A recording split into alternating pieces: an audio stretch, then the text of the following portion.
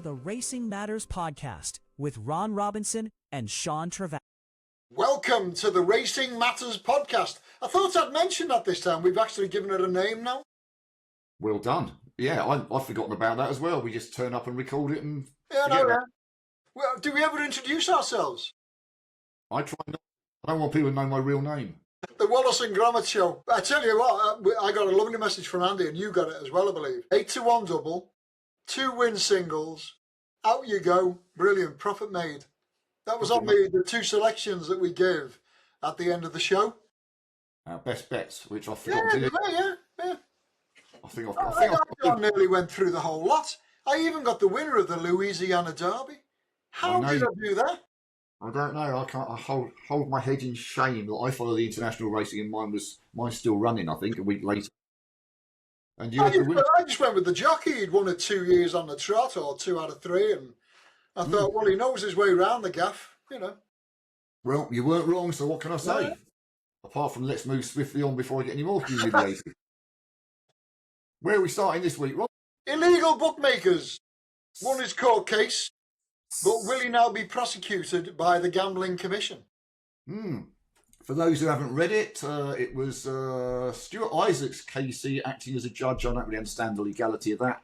Decided that owner Alan Spence, classic winning owner Alan Spence, owed £840,000 for bets that he placed with an illegal bookmaker. Now, whether he should or shouldn't owe them is not something that I'm clever enough to have an opinion on. I do remember years ago they used to say that gambling debts weren't enforceable by law. I don't remember. Yeah, I remember that. I gather that's been changed.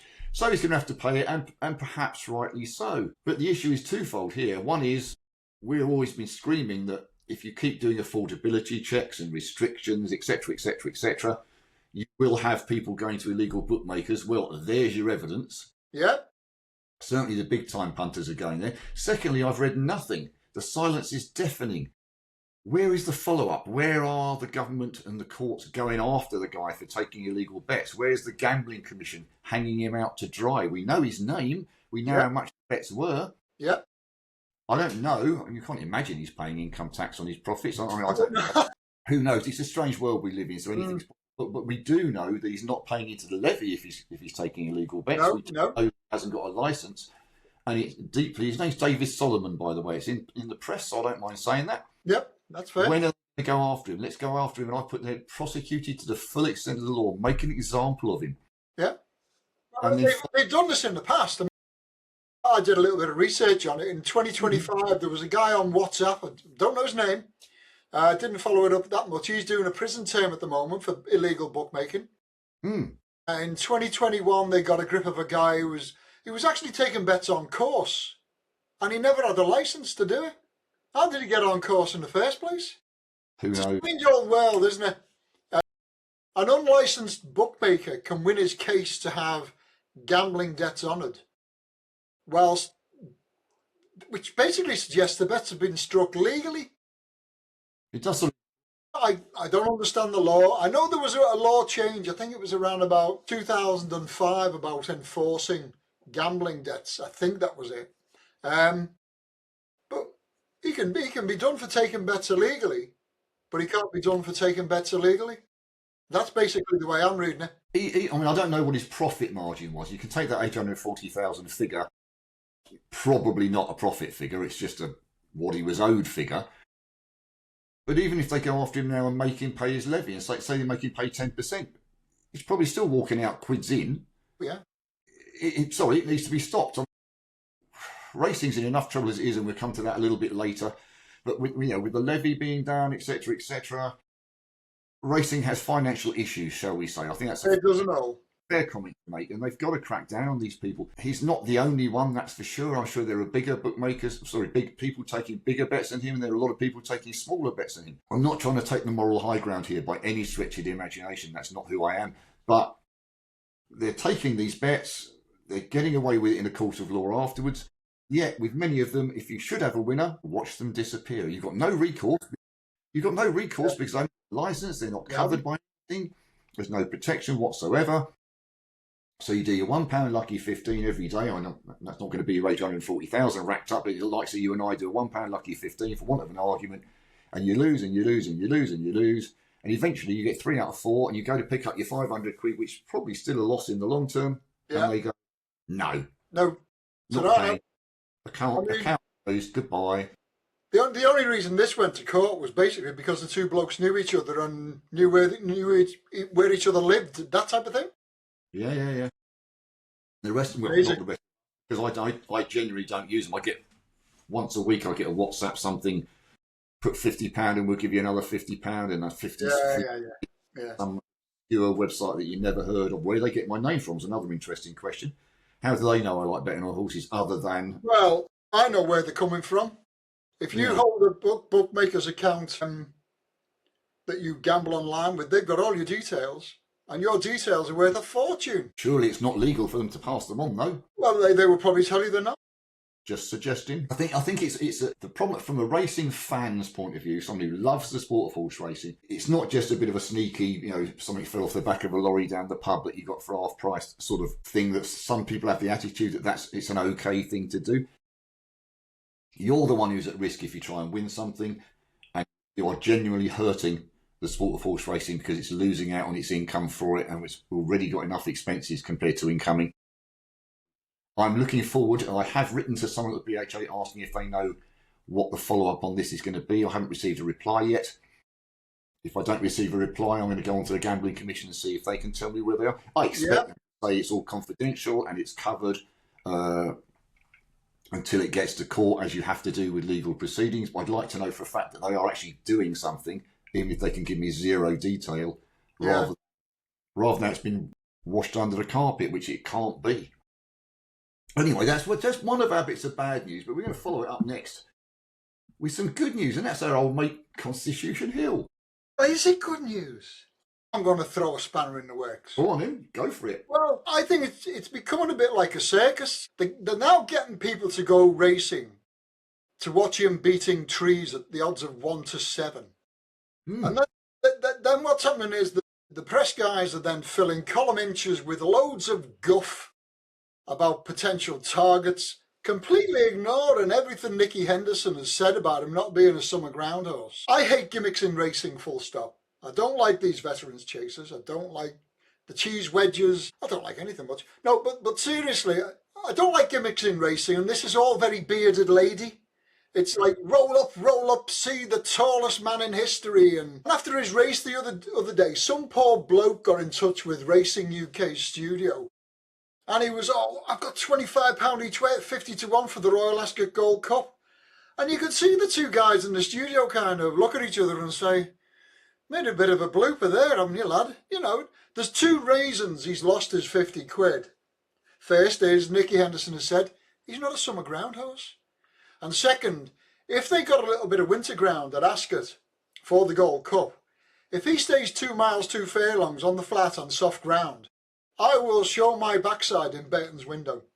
Here's a promise. To date, you've had 2 flat jockeys get off him after they've won and said, keep him to 12 furlongs. Ryan Moore, he was asked straight, what would you do with them now? Keep him to 12 furlongs. Why do anything else?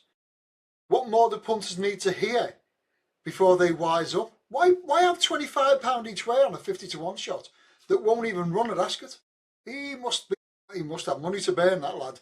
The horse is now a 9-year-old. He's won 2 Mickey Mouse races on sand. And they've now got him winning everything bar the boat race. It's total madness. But to answer the question, he is a terrible loss to jumps racing. He'd have beaten Lossymouth a minute in a champion hurdle if he'd have been allowed to run and got round. In fact, I reckon if he'd been in the lineup, Lossymouth wouldn't have been in the champion hurdle. No, she only ran in that race because everything else was coming out. I just think they're turning Constitution Hill into a bit of a circus act. Next it'll be the jockey getting off after he's won, and as he's being led in, there'll be a girl on the back jumping through a hoop. And then we'll be talking about him winning an Arc de Triomphe. Oh, come on. No, he's a great loss to National Hunt Racing, but don't make him out to be what he's not. I don't disagree with most of what you said. I mean, those who are saying, I've read loads of people saying send him to the Arc. Well, there's a slight problem with that, and that's he's a gelding, so he's not allowed to run in the Arc. He's probably had a bet. Rumour has it that John Poulter at Newbury will be his next start. Yeah, I've heard that. And that'll be more of a test for him. So I have to Group 3, if memory serves. I haven't looked it up. Big step up from the all-weather where he's been taking him on. Mile and a half, yeah, I'm not going to argue with Ryan Moore, am I? That'd be a ridiculous thing to do. Hugh Murphy said exactly the same thing. I think he might get a mile and 3/4, and that puts the Irish St Ledger on the cards. It would. He'll get the right ground, it's the right trip, it's a decent race with big prize money, and it's not restricted to 3-year-olds like ours are. Our St Ledger is. Our Ledger, yeah. Possible long-term target. Why he's not going to Melbourne, I suppose. Yeah, he's going to get a shocking weight for starters. Wouldn't he just? Yeah. Just because he's famous. Yeah, I know that's what it is. He's famous for being famous now. Yeah. However, he's putting bums on seats. They're close to 50 evening at Kempton in our miserable weather. People go there. I would reckon the bets that saw in golf at 7-1 on, I wouldn't be at all surprised to see the vast majority of those never get cashed in. There'll be either, here's my fiver on Constitution Hill, I'm going to put it in a frame in my house and it's going up. Yeah, I've had the bet on that, yeah. And I was there. He's taking racing off the sports pages and into other pages in the media. I don't see it's a bad thing. Is he being overhyped? Yeah, he is. I mean, he's a 9-year-old, as you say. He's won 2 Mickey Mouse. He's won them very, very easily. He has, yeah. His times were ridiculous for the last 3 furlongs. He clocked over 40 miles an hour. Yeah.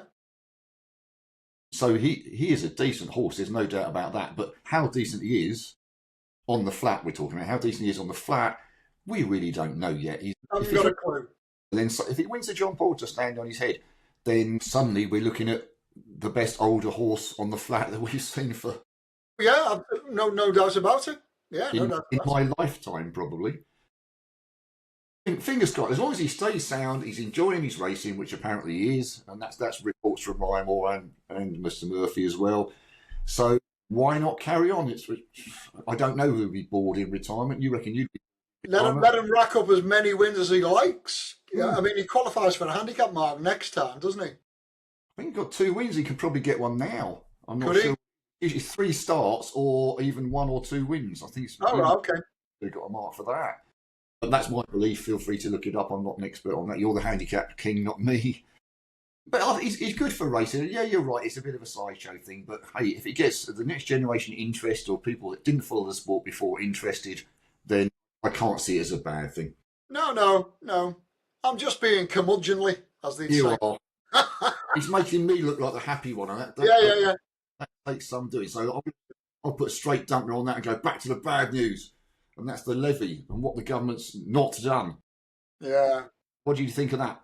Well, the affordability checks, I mean, you basically framed it like if the government can U-turn on so many things as they are doing at the moment, why not this particular folly?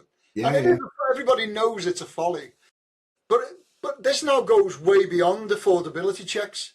I think the word being most bandied around across the globe at the moment is the word addiction, be it gambling, Facebook, TikTok, fast food, etc., etc. There's a bandwagon rolling on now called addiction. And I don't think any government of any colour or any persuasion would ever in a million years reverse what they've done now with affordability checks. It's not the same as saying, well, we've taken a good look at taxation and we're thinking about doing this, or we're going to do this. And then 2 weeks later saying, well, we've had an appraisal and if we do that, this will happen. So we're not going to do that. We've U-turned. Okay, cool. It's not the same with gambling. It's not the same with fast food or Facebook or TikTok or anything like that. If they were to backtrack on something like this now, can you imagine the uproar from people like Gamblers Anonymous or any of these GamCurd organisations that are worried now about what is a small percentage of people?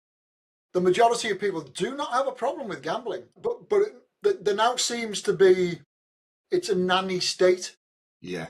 And the minorities now get more protection than the majorities, and the majorities are suffering as a result of it.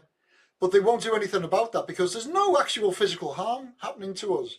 We're just miffed we can't get a decent bet on. I think the problem that occurred is that the general thought process, still struggling with my teeth by the way you can tell, the general thought process is that the previous government under Rishi Sunak had every intention of increasing the levy to racing to balance out the losses that were bound to happen via affordability checks. Now, this government, in its can't think of a polite word for it. This government have decided to leave the levy as it is. Now, the levy, that leaves us with the lowest takeout from betting of any major racing jurisdiction in the world.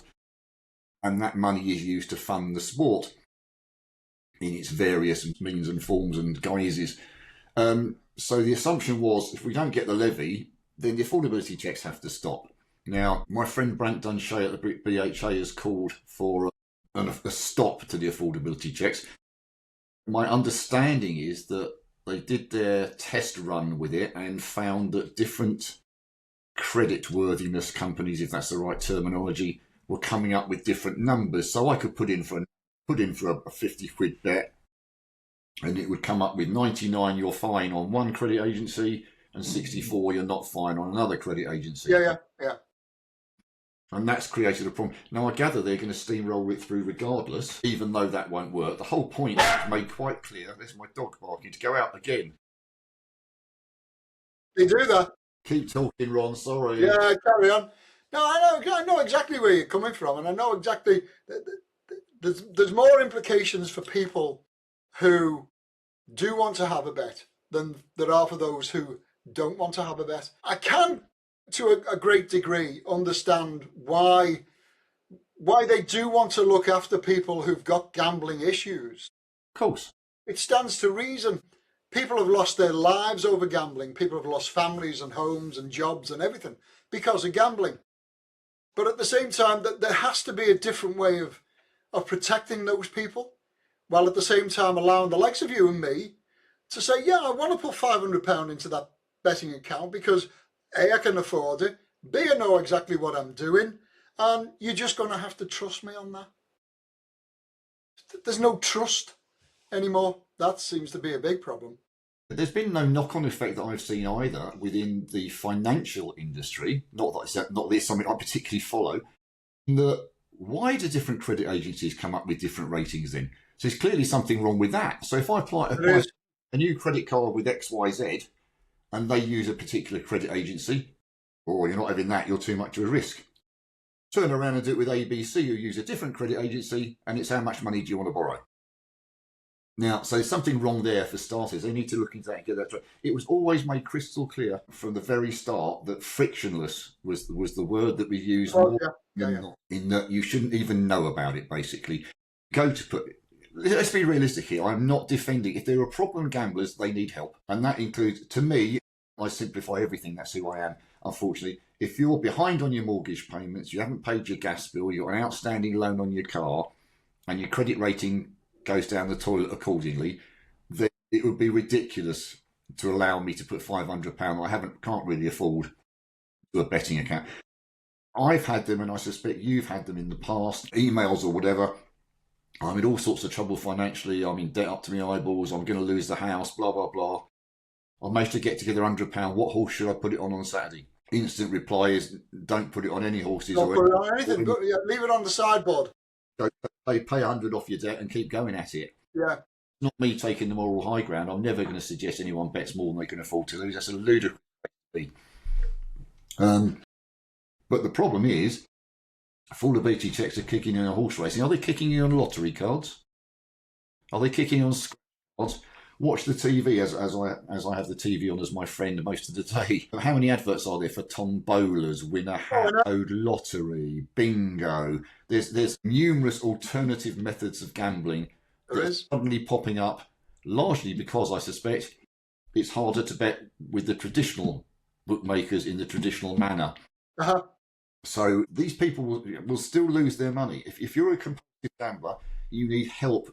Not just financially, do you know what I mean? You need support and guidance and help, because you're going to walk into William Hill, I'll have £100 on horse number 3, please, and then William Hill goes, I'm sorry, you can't do that. And you walk out, you go next door, and you buy 150 quid's worth of scratch cards, and nobody asks. Yeah. Nobody says a word. No. Yeah. So it's a ridiculous scenario, but it does feel like a sort of like an imperfect storm, if there is such a thing, as in they've failed to raise the levy, which wasn't a massive surprise, but still a disappointment. And then they're going to press ahead with affordability checks as well.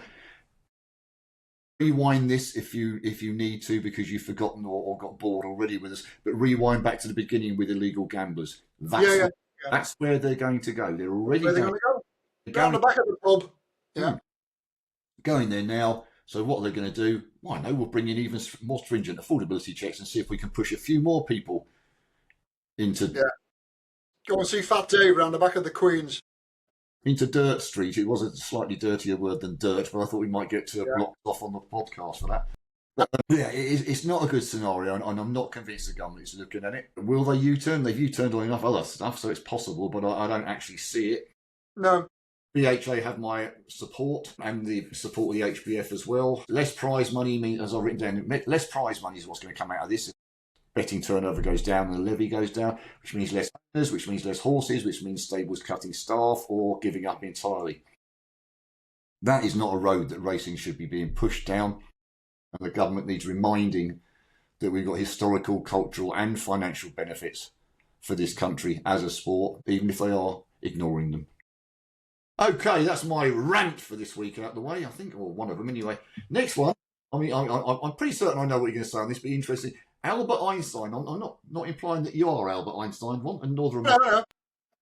He's a 3-year-old horse who makes his seasonal return tomorrow at the Curragh. He does. Yeah.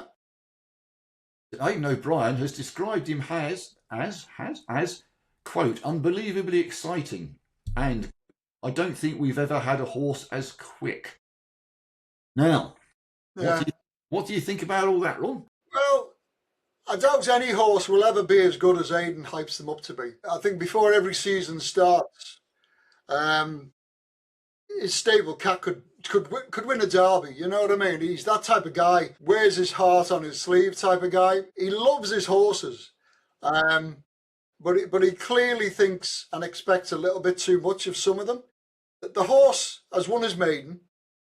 He's then won a Group 3 by 3/4 of a length from a horse called Power Blue, that then did go on to win the Group 1 Phoenix Stakes later in the year, but he was beaten fair and square in the Coventry at Royal Ascot, and was then beaten by a horse called True Love, that he then got revenge on in the Phoenix Stakes. The form, it's like juggling balls. There's nothing concrete about any of the form. I came away from the end of last flat season pretty underwhelmed, to be honest. I mean, you look at the field for tomorrow's Gladness Stakes, and the only other runner in the race with a win last time out is the 40-1 shot Neolithic.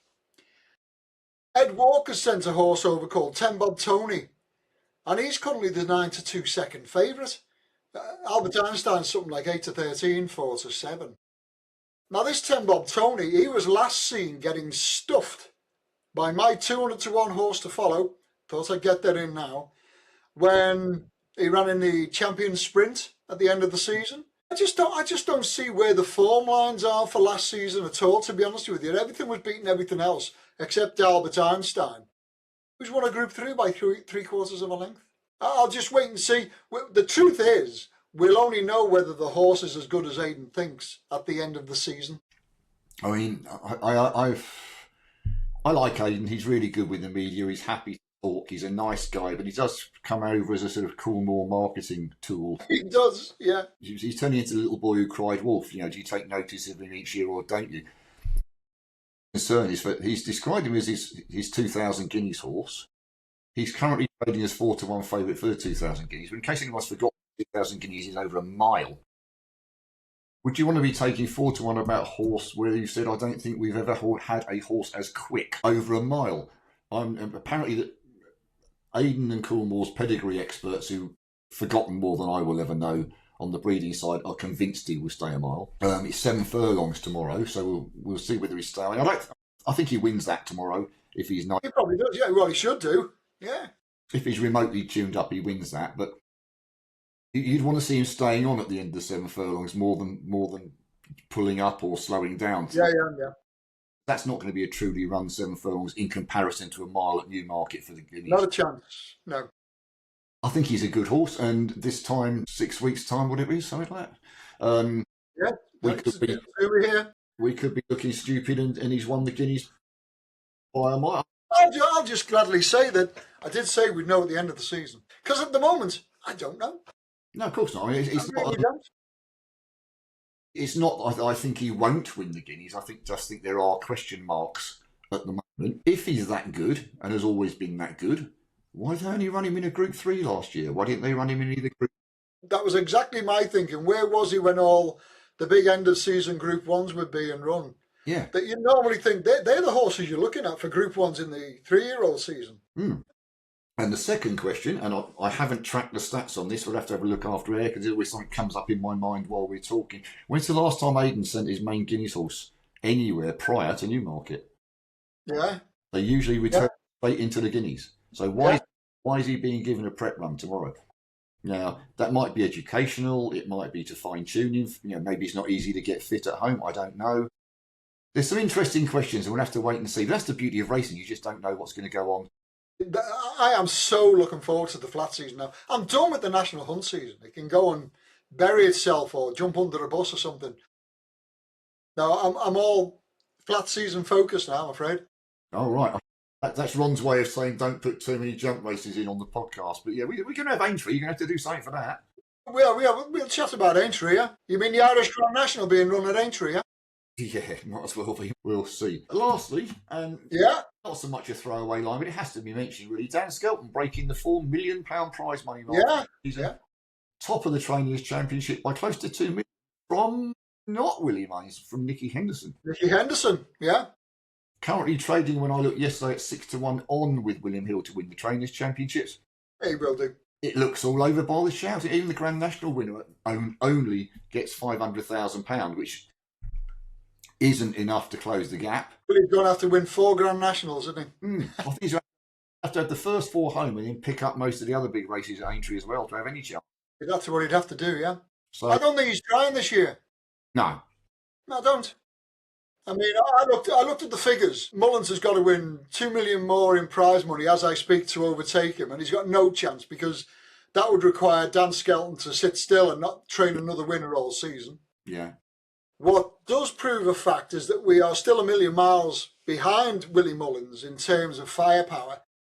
He's won close to 2 million with just 14 winners from just 104 runners in this country. Skelton's had his 4 million from 168 winners and 922 runners. I'm actually loving Nicky Henderson's stats. 74 winners, over £2 million in prize money from just 314 runners. That makes him the best of the 3 of them in my book, on those figures alone. If only Constitution Hill had been kept to hurdling. Anyway, but yeah, even if Mullins win the National, and he should do, because basically he's got a machine gun against the other trainers who've got a single shot pistol. I think he's got 9 runners. He shoot. Skelton will get plenty more winners to keep topping up his pot. Yeah. It's all over by the shouting now. But it's good to see. I mean, he's worked hard for it. He's a nice lad. Nice lad. That's how old I'm getting. That when you get calling, try to shoot me now.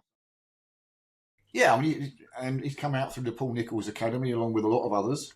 Best of luck to him. We'll have a new champion trainer. Willie will be back next year, no doubt. Don't think he's particularly bothered whether he wins it or not, to be honest with you. I think if he was close, he might suddenly find some more guns to try and fire to pick up a few things. Yeah. But he's not, so I don't think he's going to bother. But best of luck. Tell you what, I was surprised to see Paul Nicholls in 4th. Yeah. Because he's only been winning handicaps. Well, the thing is, everyone expects, Paul Nicholls isn't winning the Gold Cup, isn't winning the champion. You don't get those horses every year, do you? No, you don't. Well, he doesn't now, anyway. Dan Skelton didn't win the Gold Cup. Dan Skelton didn't win the Champion Hurdle. Except No. That's not a slight on him at all. It's just only one horse can win each one of those races, and you've got to be lucky. Right, and we know where those horses are. Unless you're lucky and you get one in your yard that's going to go and do it. So, I know. Right, onwards to the racing this week. So we've got Yay! Now, before we start, don't expect an 8-1 double and 2 win singles at the end of this show. Not saying anything. Yeah, Gordon Bennett. Now, what we're dealing with is flat racing.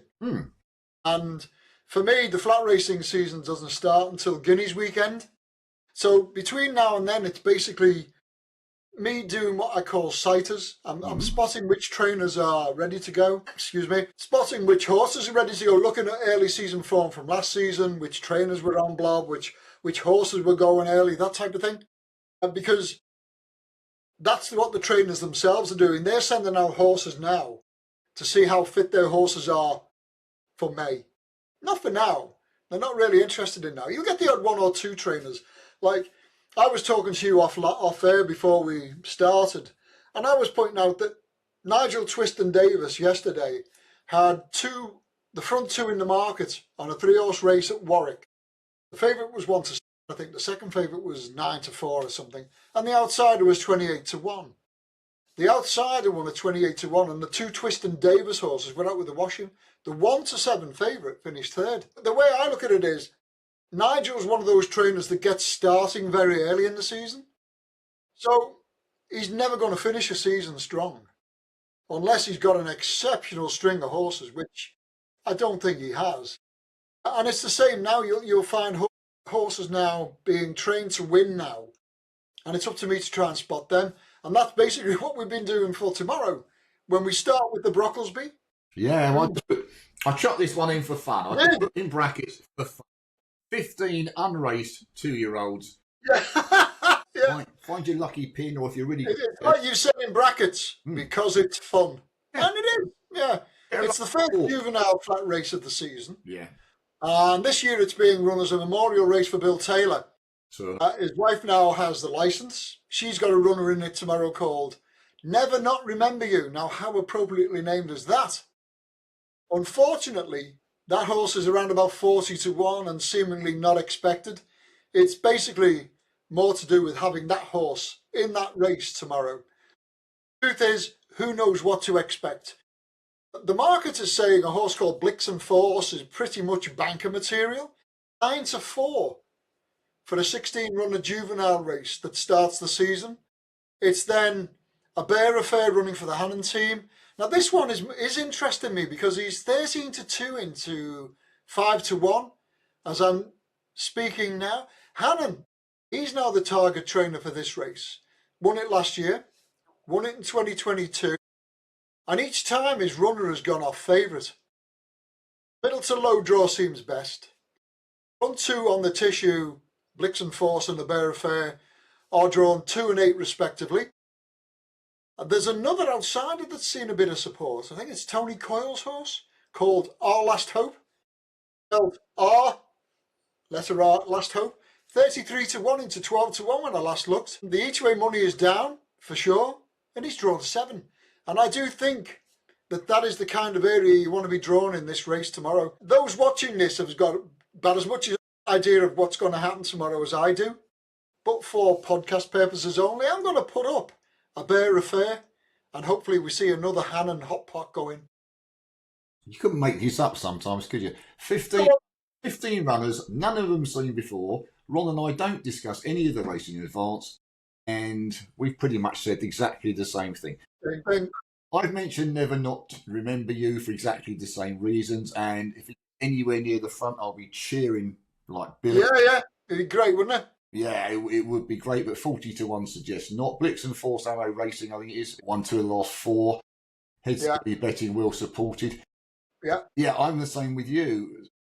There's only been 3 winning favourites in the last 10 years, so I'm not too bothered by a Bear Affair not being favourite. No. Got 2 horses in the race. Sean Levy rides a Bear Affair, which suggests he's the number 1. Son of Cody Bear, which implies he won't mind the cut in the ground at all. 68,000 guineas a yearling, bred to be speedy. 6-1 as I wrote. We'll see what we get in the morning. I'd chuck him in as an each-way call. Yeah. It's one of those fun races where I have to have a couple of quid for the fun of it each and every year and very rarely succeed. But it's a laugh, first 2-year-old race of the year, and look and see what goes on. Let's move. I've just got a sneaking feeling tomorrow you'll see the market move for the Hannon horse. I wouldn't be surprised. Moving onwards, the 150 at Doncaster. Yeah, another race where it pays to be drawn 6 or lower in recent years. The last 5 winners were anyway. Last year's winner, Spycatcher, currently second favourite and drawn 4. The favourite, Montasib, is drawn 1. The third favourite, My Mate Alfie, who is trained by David O'Mara, having his first run for him, is actually 7-1 into 11-2 and drawn 6. My word, yeah. Now, I'm not sure Montasib's got his ground, you know. He's already 0 from 4 on good to soft, which is what they're supposed to be racing on tomorrow as I speak. Spycatcher looks to have absolutely everything in his favour. And I've got to go with him, but I'm looking over my shoulder at the O'Mara runner. I definitely watch the market with one eye on my mate Alfie, but it's Spy Catcher for me based on all the stats and trends.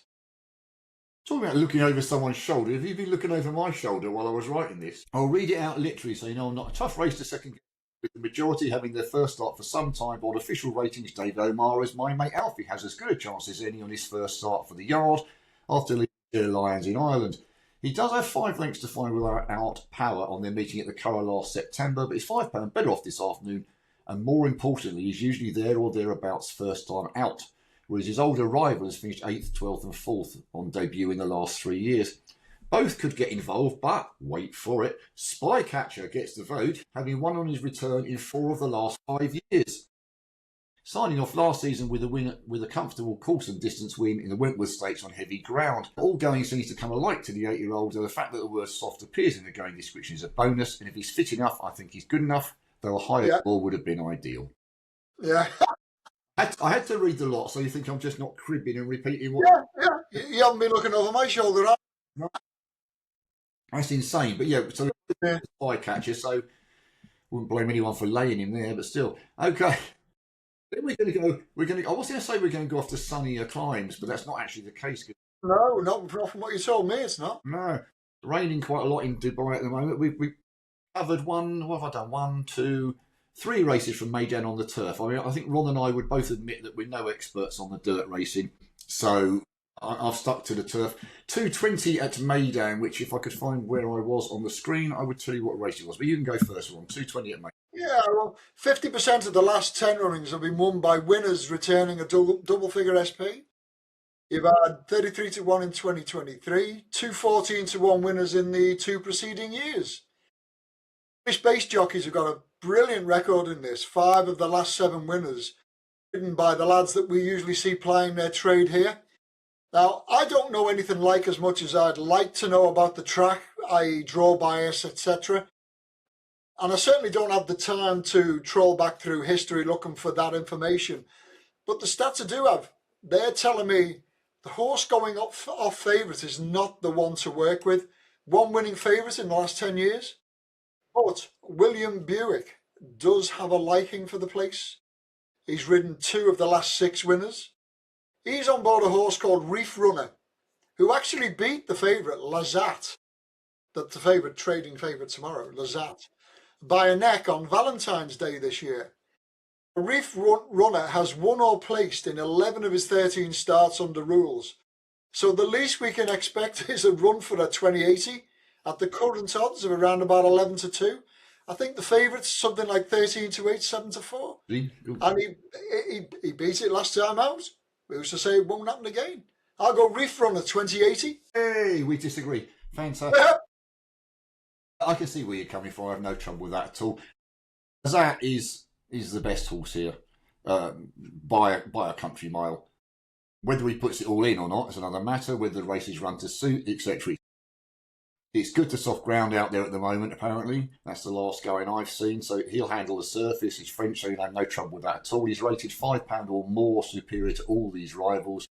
Yes. He's won 8 of his 15 starts, placing second in 4 others. That's pretty good going. He won the Queen Elizabeth II Jubilee Stakes at Royal Ascot last year. That's his standout win. If he can repeat that, he wins. If he can repeat that, he wins. I'd like Cardem to go well at a big price. He went.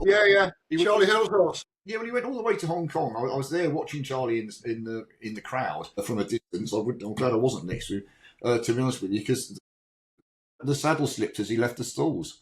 Yeah. Now, would he have beaten Car Ying Rising? Highly unlikely, to be fair. No. But could he have picked up some decent money for a top 3 or 4 finish? Very likely. But of course, he trails in, picking up nothing after travelling all that far. So I'd like him to go well. Cover Up's going to appreciate a fast run 6 furlongs for the Crisfords. He could go well, is another to consider for the places. I'll stick with Lazat. There's a little question mark at the back of my mind about whether he puts it all in always. Yeah. Which will get me things thrown at me by certain of their connections, that's for sure. But I think he's by far the likeliest winner. He's the best horse. 6 to 4, rubbish. He was 2 to 1 yesterday, but never mind. So they've come for him as well. All the bookmakers have tweaked their prices, one or the other. Who can tell the difference? But yeah, Lazat's the likeliest winner, and I couldn't really. I've always looked for a reason to go. Well, why can I beat that favourite? And if I can't beat the favourite, then Go with it. Then I drop back to it. Yeah. Lazat for me, 220 Meydan, and then we return to Blighty next. We do. 257 at Doncaster. Now, this is a race that intrigues me, but I'd like to listen to what Ron has to say first.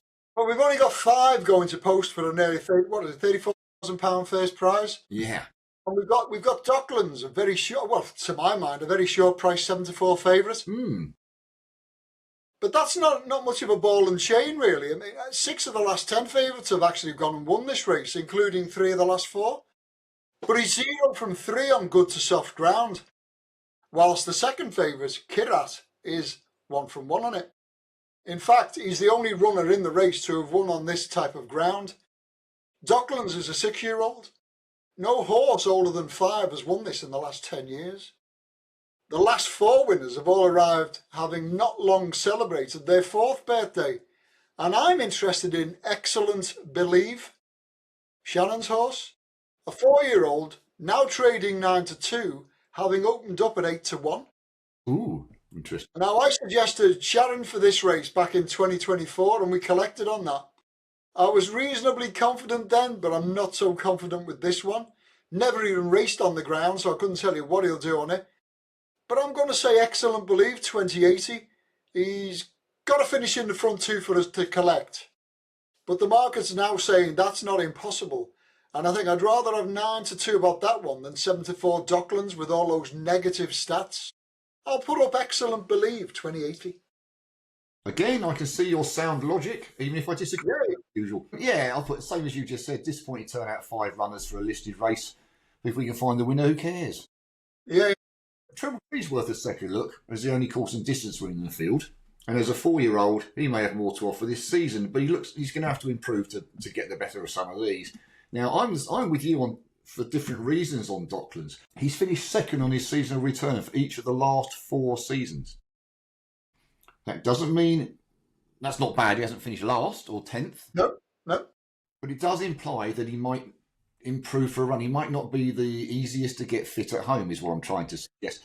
And as he gets older, that's not going to get any easier, is it? So we move on, or I move on anyway, and Kirat for Rafe Beckett, who I usually call Ralph, and then he gets upset, so I'm going to say Rafe Beckett. Yeah. His recent 4 figures don't jump off the page, but have a closer look. He's been mixing it at a far higher level than this. Yeah. He was 4th to Voyage Bubble in the Group 1 Hong Kong Mile in December. He won the Queen Anne Stakes at Royal Ascot in June at 150-1 to cause a massive surprise. I remember it well, yeah. He's been running at the very, very highest level. He's finished 3rd, 1st and 2nd on his returns each year. So again, he's as easy to get fit as Docklands, but includes a win in it on his. And he's dropping from Group 1 class all the way down into listed class. Why he's not favourite is beyond me. And that means Docklands will win pulling a cart, no doubt. But in my view, I think he should be favourite. And 4-1 is a silly price. So I'm quite happy to suggest Kirat, Qirat, 257 Doncaster. That's the one for me. Okie dokie. Now we're back to the all-weather. Yeah, I know you love the all-weather. It's a listed race, so what am I supposed to do? Yeah. It's a cracking race. It's the 3:13 at Kempton that was the 3:15 at Kempton, but it's now the 3:13 at Kempton. Yeah, they like to change these things around. They do that to us on purpose, you know. I think. We've got 12 going to post. History dictates we want a 4-year-old that is drawn 5 or lower, trading 9-2 or shorter. No winner in the last 10 years has returned an SP bigger than 9-2, and 6 have been drawn 5 or lower. The front 2 on the tissue are a perfect fit. Horse called Servi trades favourite, with Cathedral second favourite. The thing that has me questioning Cathedral is that she's not won since she made her debut on sand. But on the plus side is that was her only run to date on sand, and she won it. She's placed a few times on the turf, not yet won. So I'm thinking and I'm hoping the return to the sand is going to see her come back to form. Not that she's ever really been off form. Another thing in her favour here is coming back off a break. 14 of the last 20 winners were back off a break of 127 days or more, and that includes 5 of the last 6. of the front 8 on the tissue, only the favourite has raced inside the last 6 weeks, Servi. And for that reason, I'm going to suggest we run with Cathedral. Now, it could be that she is an all-weather horse, and if I'm right, then we've got a cracking chance tomorrow. But she's got some terrific form on the flat to her name. She was 4th in the Coronation Stakes, 4th in the Matron Stakes, and her last run last November saw her finishing 4th in the Fillies and Mare at the Breeders' Cup at Del Mar. She's a useful horse. She's officially £1 superior to Servi. And if she proves better on the all-weather than Servi, I'm thinking the return to San Caesar gets her head back in front again. Cathedral for me. Okay, well, if I had any hair, this is a race that would have had me pulling it out. It's caused me total confusion. On official ratings, we have a 2-horse race, as I'm sure you've noticed for yourself. That is Survey and Cathedral. Now, they both cost plenty of money by you and my standard anyway. No. Cathedral cost €800,000 as a 2-year-old at the Breeze Ups. She was last seen finishing 4th in the Breeders' Cup Filly and Mares. Note, though, that was over 11 furlongs at Del Mar. Yeah. This is over 8. This is a mile. Okay, she's won a single race, which was at Lingford on her debut. I'm expecting better as a 4-year-old, so I don't disagree on that, but she's going to need to be 99% race fit to get the better of Servi. Now, Servi changed hands for 1.9 million guineas last December and paid a very small percentage of that back when winning at Lingfield, over 1.25 miles.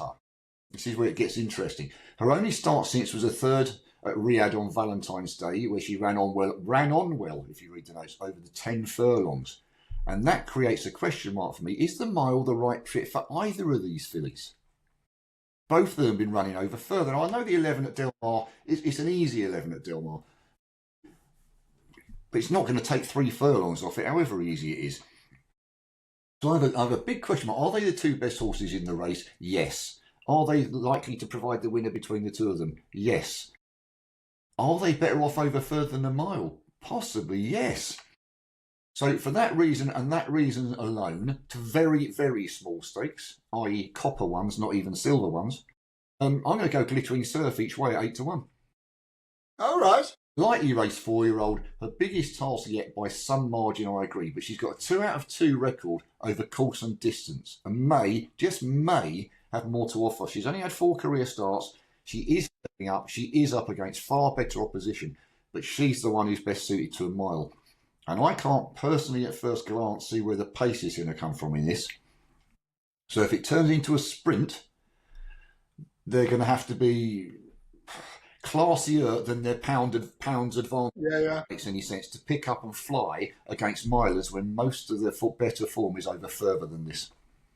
So, Glittering Surf each way at 8-1 to the tiniest of stakes, purely because I've got question marks against the 2 principals. And now we're back to Dubai. Back to Dubai for our last 2 races. So, both of them are, okay, we both know, I think we both say the same horses here, but we're covering the best racing, so what can we do? Off to you. That's what we're doing, yeah. But the last 2 winners of this have been won by horses trading 20-1 and 14-1. Interesting. But it's been very friendly to the Gosden family, hasn't it? Yeah. They've won 3 of the last 6 renewals. And tomorrow they've got the odds-on favourite Ombudsman, currently around about 4-7 as I speak. Yeah. And it's 15-2 bar Ombudsman. Excuse me. Second favourite is a horse called Facteur Cheval. Won this in 2024 and was the 3rd 5-year-old in the 6 previous years to do that. I'd not be betting against Ombudsman becoming the 4th winning 5-year-old in the last 7 years. I'm not looking to go against the Gosden runner here. It's just simply Ombudsman, isn't it? It is. The word coming out is that this was all, since last October, this has been his target. It's not a last-minute thing. This has always been the plan. He's won 6 of his 9 starts, 2 at Group 1 level, only narrowly beaten by Delacroix in the Coral Eclipse, and then narrowly beaten by Calandigan in the Champions Stakes. So there's no shame in either of those defeats. Again, I've looked at ways to get him beaten and failed dismally, quite frankly. Yeah. Facteur Cheval, he's a good horse, but I can't see him beating Ombudsman unless I'm. I can't see him beating Ombudsman. Race. Gaia Force and Coudoir, one of those 2 could sneak into the front 3 and possibly pay out for each way places if that's really what you're after. But we're here to try and pick the winners, however short they might be, and that's just how the race is. And it's Ombudsman 335 Meydan for both of us then. Yeah, I think so. And we round off. Meydan. Last two winners of this, 25 to 1 and 14 to 1. Mm-hmm. 25 to 1 winner, the only 6-year-old winner in the last decade. Won't happen again. Age groupings, they suggest only 3 of the 6 runners can win this. The 4 to 11 tissue favourite Calandigan is one of those and fully £20 superior to the lot on official figures. It's obviously not a race for betting a bean on, but for podcast purposes only, I'll just have to go along with the glaringly obvious and put up Calandigan. What else can you do? Yeah, I mean, I can't disagree. He had a frustrating run of seconds, which made you sort of question whether his heart was in the game or not. When he went to the Japan Cup and broke the course record. Now, I heard he worked particularly well in France before travelling up. They seem to have unlocked his true ability. You don't break a course record in something like the Japan Cup unless you're a very, very good horse. That is not a Mickey Mouse event. That's an event that's been contested by the best horses over the years. So that's a serious run. Valletto won't be too far away if you want an each-way alternative. He's managed to pick up 3.34 million in win and place prize money so far, which is pretty good going for Marco Bottigiar. If he finishes stone cold last here, he has £90,000 of that. We have to mention Ethical Diamond for that man Mullins. Don't we? Won a Breeders' Cup when circling the field and running them down and making them all look like snails, which was, I think it's fair to say, it was a surprise, don't you? Just a bit of a stunner, yeah. So when you got Mullins and even travelling abroad, I include the UK in that, anything seems possible. So I won't be falling over in shock if Calandigan gets beaten, if it's Diamond. But the form book, the ratings, the course, the going, everything, all points to Calandigan. Yeah. So again, maybe... I think what happened with Calandigan was the change of jockey. The guy riding him now knows exactly what to do with him. Yeah, I think he's matured. I think that's what it was. I think he's grown up, basically. Well, as well, yeah. Taking him a while to grow up. The only thing I'd say out of those last 2 races is maybe a win double on the 2 odds on. Yeah, you could do, yeah. We haven't covered the Dubai World Cup, which if Ron's favourite Forever Young wins it, will make him the highest earning horse of all time, which of course may change in future months as other races unpan. Whether you want to back him at odds on, entirely up to you. All I'd say is he got beat at odds on in this race last year. Yeah. And the horse who beat him is back for more hit show, and he's back and he's priced at 14 to 1.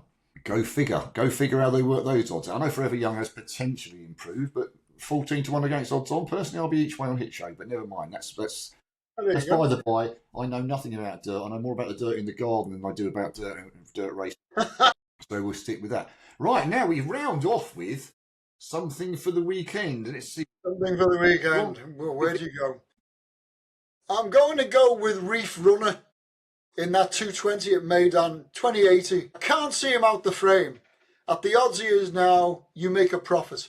And on a day like tomorrow, that's as good as anything. Yeah.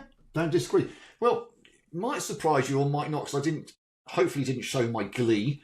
Kirat 257 Doncaster for me to beat Docklands. He's got Group 1 form, handles the ground, handles the track, younger, possible improvement to come, etc., etc. He seems to have a lot in his favour. As you said, it's one of those funny old days.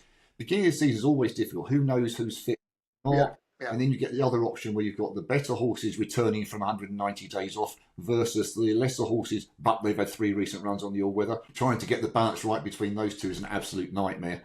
But it's all good fun, isn't it? Right. Well, last thing I will add, if you sign up to Ron's website, wherever he's going to put it, I'm going to be sending him my preview for the entire Dubai World Cup night. Yeah, go for it, yeah. That includes an exact copy of everything I just said for those 2 races, or whatever, or 3 races, but plus the rest of the card in brief. Feel free to have a read. Other than that, enjoy your weekend. I do hope it's a bit less miserable wherever you are than it is where I am. Yeah, well, the sun's shining here now. It's not shining. For now. I'll probably get my coat on in a minute, get drowned. Anyway. Righteous, I suppose. Yeah, something like that. Okay, have a good weekend, everybody. We'll be back next week. I don't see any reason why not that I know of.